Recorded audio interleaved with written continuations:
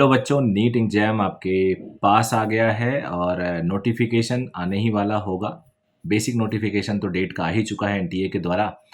पूरा फॉर्म और पूरा डिटेल जल्दी ही आएगा। तो बच्चों को थोड़ा सा डाउट है, कुछ बच्चों को डाउट है उनको उनकी एलिजिबिलिटी एज को लेके कि अपर लिमिट क्या है, लोअर लिमिट तो सबको पता है। सिंस बिगनिंग ये 17 ईयर्स ही है। जिस साल आप एमबीबीएस में एडमिशन लेते हो उस साल के 31 दिसंबर को आपकी एज 17 ईयर्स से ज़्यादा से कम नहीं होनी चाहिए।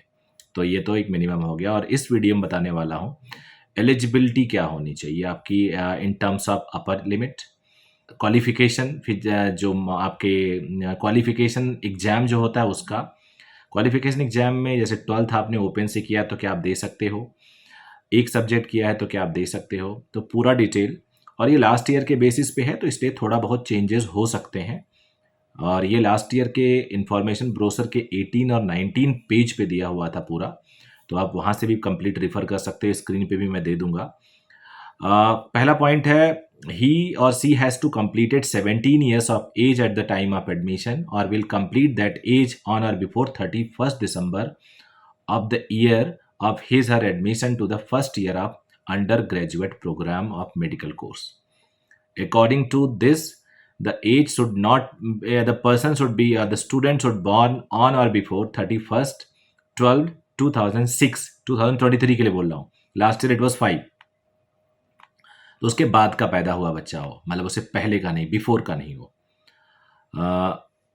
थोड़ा इसमें कन्फ्यूजन मत करना। तो 2006 के पहले का हो, यानी उससे कम होगा तो छोटा हो जाएगा हो, तो उससे पहले यानी बड़ा होना चाहिए। ऑन और बिफोर दैट डेट, पहले उससे। उसके बाद अपर एज लिमिट के बारे में बात कर लेते हैं। एनएमसी का एक सर्कुलर दिया हुआ है, as later per this much dated 9th March 2022 received from NMC Undergraduate Medical Education Board regarding the upper age limit, that there should be no upper age limit as decided by the 4th NMC meeting held 21st October 2021। इसमें कोई change आ जाता तो हो जाएगा। तो इससे क्या हो रहा है कि बूढ़े लोग भी बैठ के एग्जाम दे सकते हैं। और ओसीआई कैंडिडेट के लिए एलिजिबिलिटी क्या है, overseas citizen of India, NRI, non resident Indian and foreign national are eligible for admission in medical dental subject to rules and regulations framed by the respective state governments, institution and the government of India. As the case may be, the NRI and OCI applicant candidate have to upload a certificate from the concerned Indian diplomatic mission in the country of their residence in support of their claim as NRI and OCI candidate, along with their online application form NEET UG, and retain the original of such document for producing in the time of counseling. Similarly, a foreign applicant from NEET UG shall also upload document proof relevant pages of a valid passport as a certificate from the competent authority in the country of his her nationality, यानी विदेशी लोग भी MBBS कर सकते हैं in support of nationality, along with the online application form, the embassy certificate and citizen certificate or any document proof of citizenship are given in annexure 14 में किया है, 14A and 14B.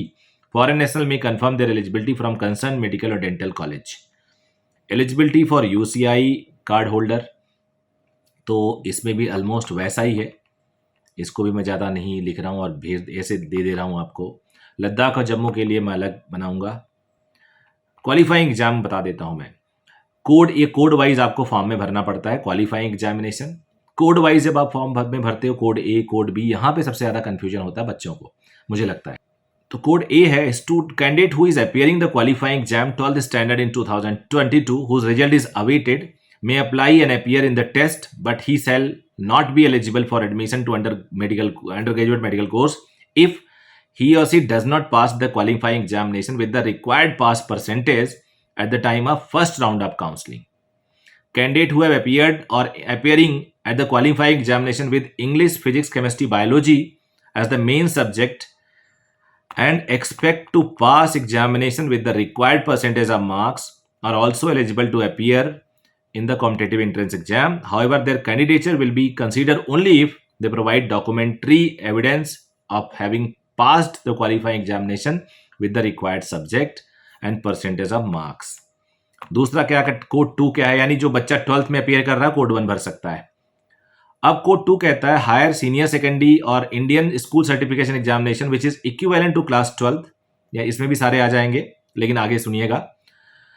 Examination after a period of 12 years of study, the last 2 years of such student comprising of physics, chemistry, biology or biotechnology, which shall include practical tests in these subject and mathematics or any other elective subject, with English at a level not less than the core course for English as prescribed by National Council of Education Research NCERT, after the introduction of 10 plus 2 plus 3. Candidate who have passed class 12 from open or private candidate shall not be eligible to appear for the national eligibility test. यानी open वाले eligible नहीं है. The candidate who have passed class 12 level with biology as an additional subject will also be eligible for MBBS entrance examination as per the Honorable Supreme Court High Court order number this. Writ petition डाला होगा 2019 में, उसके हिसाब से additional subject biology उन्होंने किसी ने किया, वो भी कर सकता है.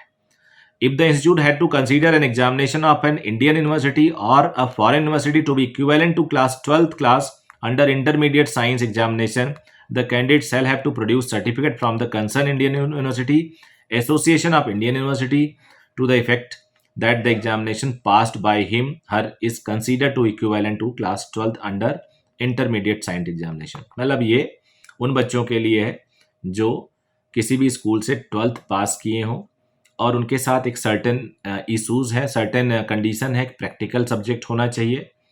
मतलब ऐसे एडिशनल सब्जेक्ट प्राइवेट में आपने किया हो तो आप एलिजिबल नहीं हो. पर्पज़ है कि आप MBBS करने तभी जा पाओगे जब आप प्रैक्टिकल 12वीं 11वीं में साइंस, फिजिक्स, केमिस्ट्री, बायोलॉजी के प्रैक्टिकल अपने लैब में किए हो, रेगुलर स्टूडेंट रहे हो. तीसरा कोड है intermediate pre degree examination in science of an Indian university board और the recognised examining body with physics, chemistry, biology या biotechnology which shall include practical test in this subject and also English as compulsory. यानी ये तीसरा code भी एक ही बात को लगभग कह रहा है. तो पहला और दूसरा मुझे तो लगता है ज़्यादातर बच्चों को सूट करेगा कोड पे. कोड 4 है the pre professional pre medical examination with physics, chemistry, biology, biotechnology and English after passing either of the higher secondary और प्री यूनिवर्सिटी और an equivalent. The pre professional pre medical examination shall include practical test. कुछ कुछ जगहों पे higher secondary बोला जाता है, कुछ कुछ जगहों पे सीनियर सेकेंडरी तो टर्म यूज़ किया जाता है. CBSE में तो सीनियर सेकेंडरी बोला जाता है. उसके बाद 5वां है 5 year of the 3-year degree course of recognized university with physics, chemistry and biology including practical tests in these subjects, provided the examination in the university examination and the candidate has passed the earlier qualifying examination with physics, chemistry, biology, biotechnology, वही English as a compulsory subject. अगला है BSc examination of an Indian university, provided that she have passed BSc examination with not less than 2 of the subjects physics, chemistry, biology, botany, zoology या biochemistry, biotechnology and further she has passed the earlier qualifying examination with physics, chemistry and biology. यानी कई बच्चे BSc कर लेते हैं, उनके पास 2 जरूर होना चाहिए, physics, chemistry, biology, botany, zoology और बायोटेक्नोलॉजी में से, और उससे पहले वो PCB पढ़े हों. तो आपको वहाँ पे ये भर देना. कई लोग 12th भर देते हैं और कर चुके होते हैं BSc, उनको कोड 6 भर देना चाहिए. उसके बाद बोला गया any other examination which is in scope and standard last 2 year 10+2 study, वही फिजिक्स, केमिस्ट्री और बायोलॉजी, बायोटेक्नोलॉजी. उसके बाद अब आ जाते हैं मार्क्स कितने होने चाहिए आपके. मार्क्स का भी एक इशू होता है कि मार्क्स मेरे तो सर इतने ही हैं. ध्यान से सुनना. The candidate must have passed in physics, chemistry, biology and English individually and must have obtained a minimum of 50% marks taken together in physics, chemistry and biology, biotechnology at the qualifying examination as mentioned in the regulation of NMC. यानी 50% marks physics, chemistry and biology साथ में मिला के होने चाहिए. एक आध में कम हो जाए तो चलेगा. यहाँ पे भी काफी बच्चों के कंफ्यूजन होते हैं. उसके बाद भी यही लिया गया है शेड्यूल कास्ट के लिए, शेड्यूल ट्राइब के लिए, अदर बैकवर्ड के लिए minimum marks obtain in physics, chemistry and biology, biotechnology taken together in the qualifying examination shall be 40% marks instead of 50% of for unreserved. तो इनके लिए अनरिजर्व और जनरल EWS के लिए 50% मार्क्स, PCB में एग्रीगेट, और बाकी कैंडिडेट के लिए 40% एग्रीगेट. फिजिकली हैंडीकैप्ड के लिए भी 40%।